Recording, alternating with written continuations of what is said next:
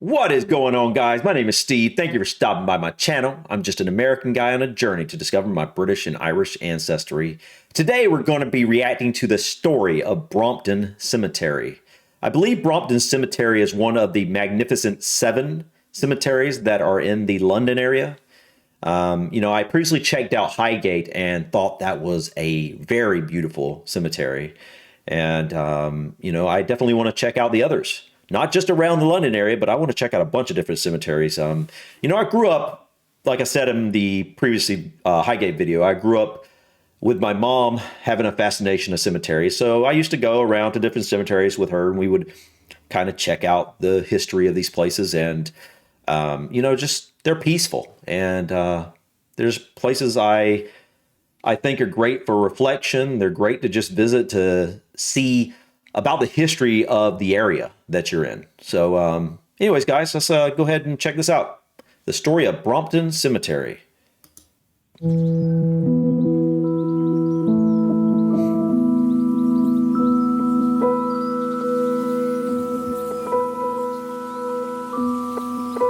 Wow.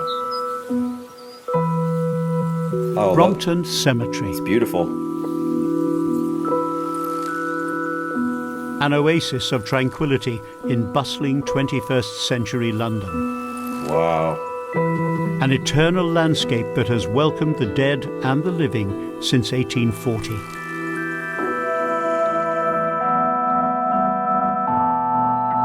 It is the Magnificent Seven, okay.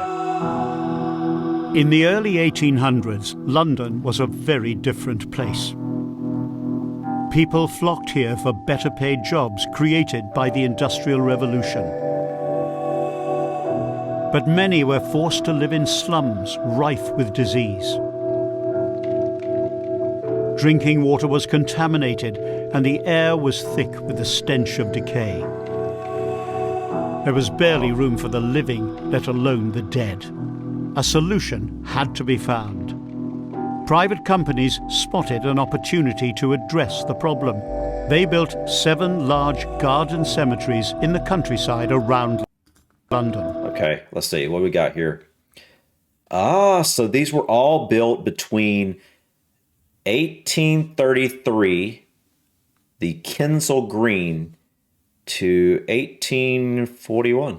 Okay, so in a 8-year stretch. Wow. Wow. When I really think about that, these 7 huge cemeteries, I'm guessing they're all pretty big, were all built in an 8-year period of time. Wow.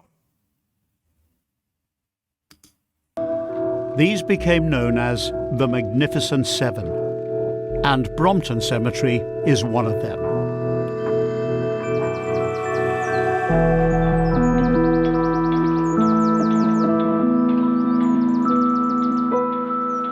Brompton was a quiet hamlet known for its flower gardens and plant nurseries. But the site for the new cemetery was flat and featureless, so the architect Benjamin Board had to come up with something special to attract customers.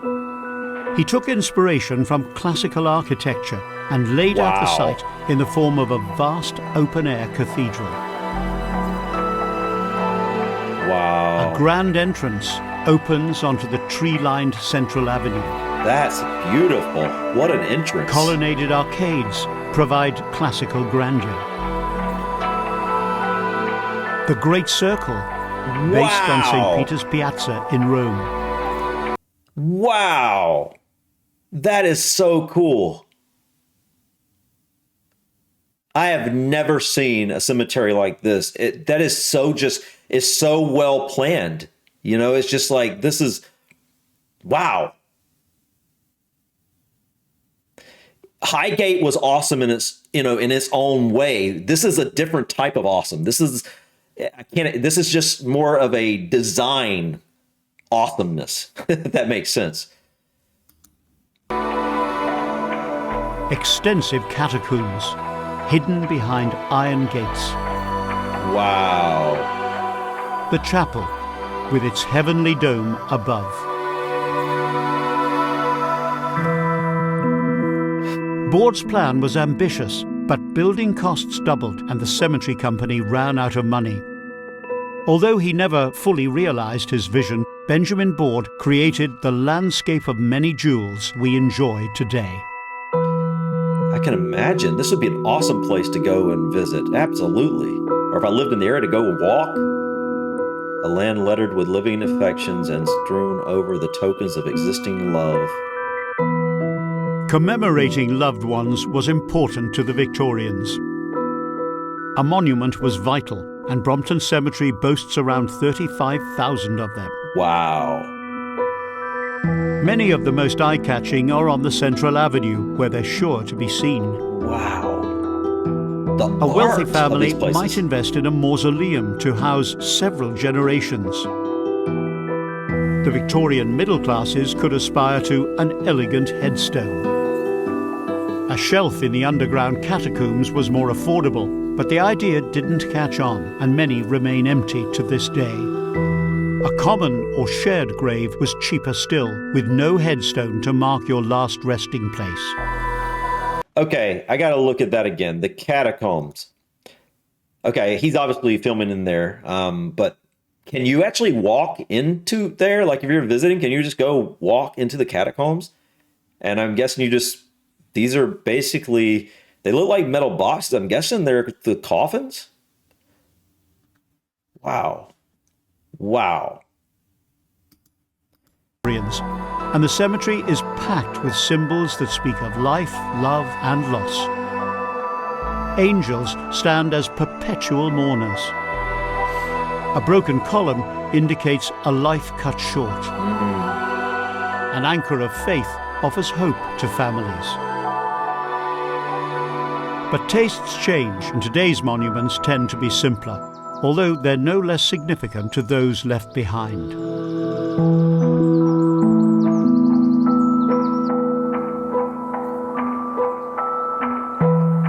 Many inspiring people have been buried at Brompton Cemetery. Activists like Emmeline Pankhurst, who risked her freedom to play a pivotal role in securing the vote for women. Scientists like Dr. John Snow, a physician who saved millions of lives by discovering that cholera was spread by infected drinking water. Cultural figures like Sir Henry Cole, who brought us the Victoria and Albert Museum and Christmas cards. Industrialists like Sir John Fowler, who was chief engineer of the world's first underground railway here in London. Heroes like Reginald Warnford, who was given the Victoria Cross after becoming the first airman to shoot down a German airship.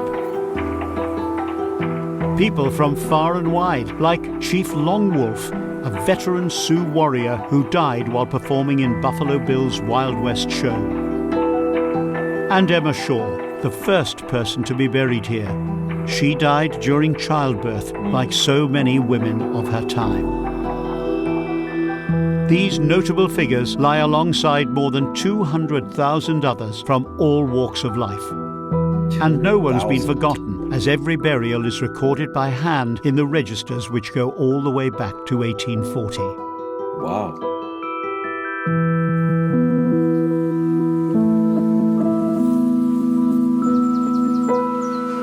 Burial grounds should be regularly laid out and planted with every sort of hardy tree and shrubs. I absolutely agree with that. London expanded to envelop Brompton Cemetery, but its walls still preserve a treasured fragment of the original countryside. That's why some of its plants and animals are more reminiscent of a country meadow than a great metropolis. Wow. Garden designer John Claudius Loudon originally planted 21 kinds of tree, but people have since added their own to commemorate loved ones. These trees and countless other plants provide a haven for wildlife. Long grass and wildflowers attract butterflies and bees. Thick undergrowth offers shelter for birds and insects. Dead wood provides food for bugs and fungi. At dusk, you might even spot the bats and foxes that have made this their home.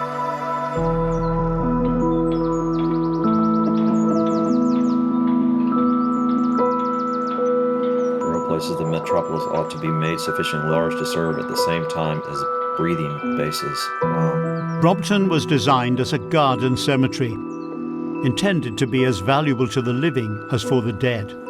The Victorians enjoyed spending time here, and many people still do. For some, it's a place for quiet contemplation. For others, it's a space for leisure. On weekdays, it's a thoroughfare for hundreds of commuters. And for the lucky few, it's their place of work. Today, Brompton Cemetery's landscapes and buildings are protected.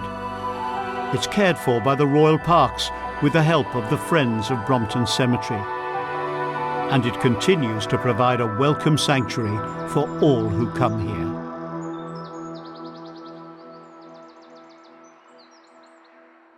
Brompton Cemetery restored in 2018 with grant funding support from the Heritage Lottery and Big Lottery funds under the Parks for People program.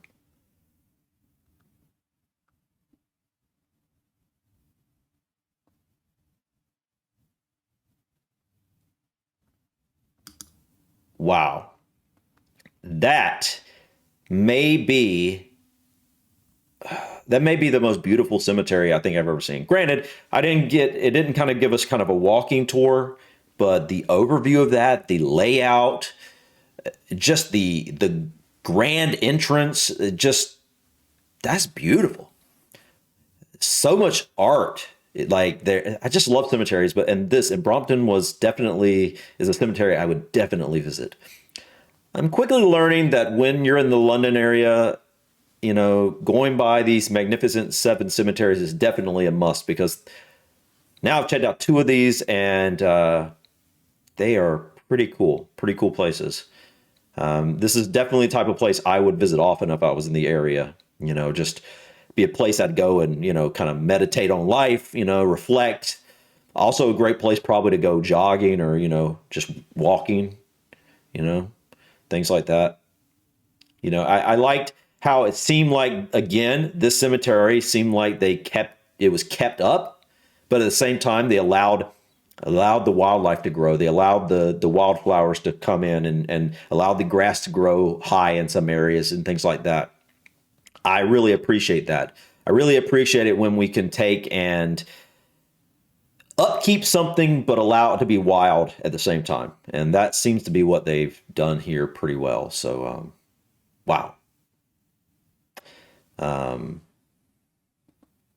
Yeah, guys, what else there to say?